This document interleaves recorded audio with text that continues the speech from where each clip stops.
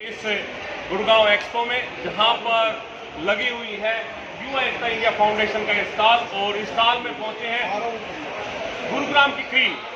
आप मैं बात करूं डॉक्टर गगनदीप सिंह चौहान जी, Navdeep Singh ji, brand ambassador Manesar MC जी, मिसिज हरियाणा ऋतु कटारिया जी, और बीच में उनको सबको आप बीच में देख रहे हैं भाई बलराम सहजावास, जिन्होंने इस संस्था का निर्माण किया, उसके फाउंडर हैं। हमारे सिविल डिफेंस के चीफ राजेश दुआ जी, रीना कथुरिया जी, जो महिला विंग को देखती है सिविल डिफेंस में, और ये टीम से इनकी पूरी टीम यहाँ पे आज आई है विजिट करने के बारे लिए। और इस बारे में मैं शुरुआत करूँगा डॉक्टर गगनदीप जी से। आप क्या कहना चाहेंगे युवा एकता इंडिया फाउंडेशन के बारे में? युवा एकता फाउंडेशन भाई बलराम पिछले 7-8 सालों से इस संस्था को रन कर रहे हैं। मैं खुद भी वहाँ गया हूँ, दो बार भी मौका मिला है, ज़्यादा तो नहीं गया हूँ। तो मैंने देखा है इन्होंने वहाँ बहुत सेंटर बना रखा है।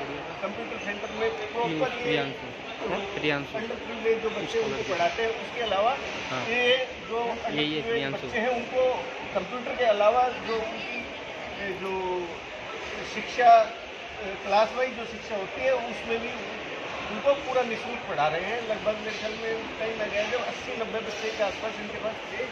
उसके साथ साथ फिर जो बच्चे कूड़ा बीनते हैं या झुग्गियों में रहते हैं, उनसे ये जैसे छोटे छोटे हैंडीक्राफ्ट वगैरह भी सिखाते हैं उनको, ताकि उनको भी थोड़ा सा रोजगार मिल सके ये हैंडमेड चीज़ें बनाने से। तो मैं तो भाई को बहुत बहुत साधुवाद देता हूँ। आप बहुत नेक कार्य कर रहे हैं। ईश्वर आपको तरक्की दे, मान सम्मान दे। मानेसर नगर निगम के स्वच्छ अभियान के ब्रांड एम्बेसडर भाई नवदीप जी हैं, क्या कहना चाहेंगे आप?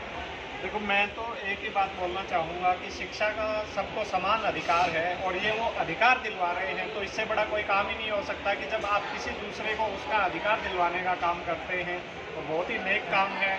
मैं आप सब लोगों से अपील करना चाहूँगा कि आप सब लोग भी इनकी संस्था को विजिट कीजिए। मुझे ये छोटी छोटी पेंसिल्स काफ़ी अच्छी लगी है।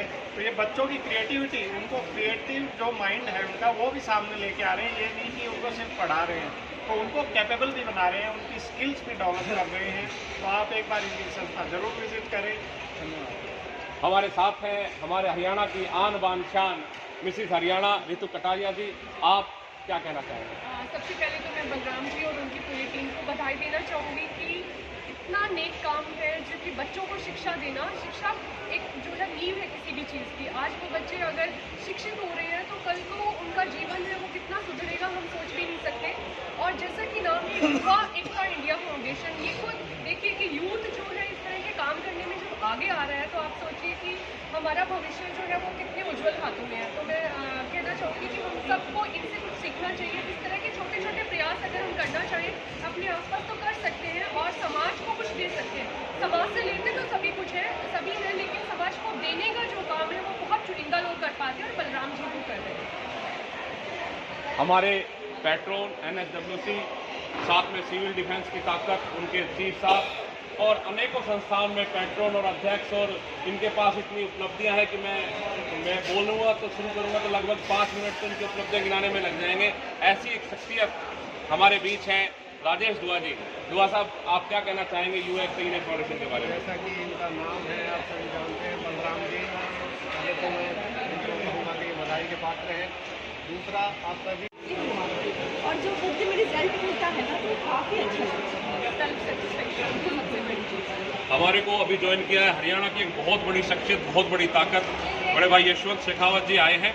तो मैं आपसे जानना चाहूँगा कि अगर इस तरह की संस्थाएं जैसे युवा एकता इंडिया फाउंडेशन है, अगर ऐसी संस्थाएं आगे आकर काम करें बच्चों के लिए, तो आप कैसा उसमें महसूस करेंगे?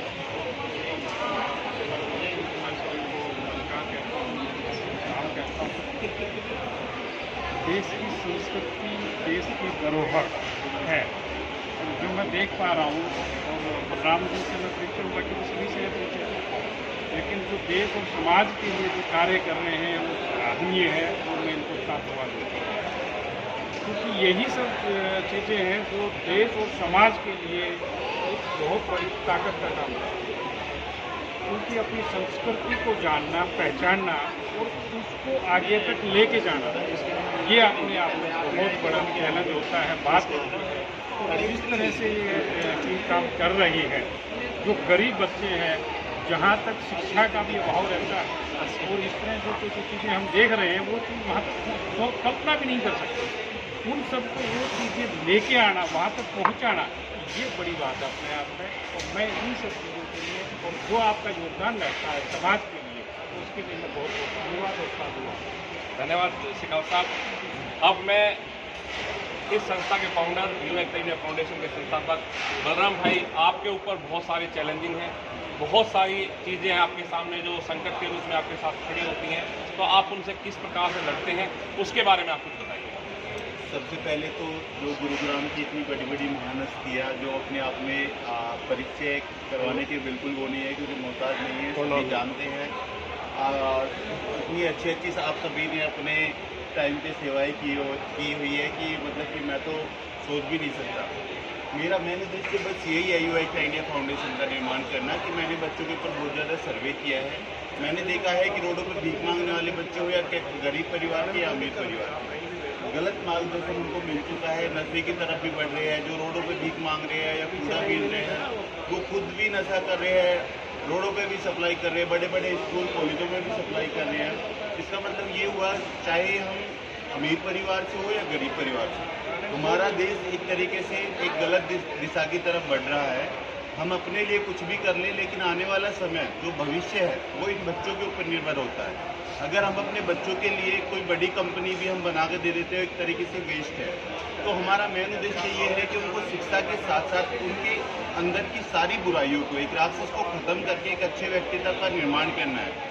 क्योंकि अगर हमारा भविष्य अच्छा होगा तभी हमारे देश का विकास भी हो जाएगा और फिर दोबारा से हमारा देश सोने की चिड़िया बन जाएगा। इसी के साथ साथ मैं आप सभी का आपकी अपनी संस्था के प्रांगण में बहुत बहुत स्वागत करता हूं और अभिनंदन करता हूं। और आप सभी के आशीर्वाद से ये बहुत अच्छी एक पहल होगी, एक इतना बड़ा विशाल वृक्ष बन जाएगा कि उसके नीचे जो भी आएगा वो एक अच्छा व्यक्ति बन के जाएगा। थैंक यू सो मच, बहुत बहुत धन्यवाद। मैं आप सभी के आशीर्वाद के लिए धन्यवाद करना चाहूँगा कि आपने आशीर्वाद दिया, और मैं चाहूँगा कि आप इसी प्रकार से देश के विकास में एक मूल स्तंभ बनकर बच्चों को आगे बढ़ाएं। और अगर ये बच्चे बढ़ेंगे तो हमारा देश आगे बढ़ेगा और देश विकास की तरक्की की राह पे आगे बढ़ता रहेगा। और जो आदरणीय मोदी जी की सोच है एक भारत श्रेष्ठ भारत, उसको हम दोबारा से कायम कर पाएंगे। आप सभी का बहुत बहुत धन्यवाद। जय हिंद, जय भारत।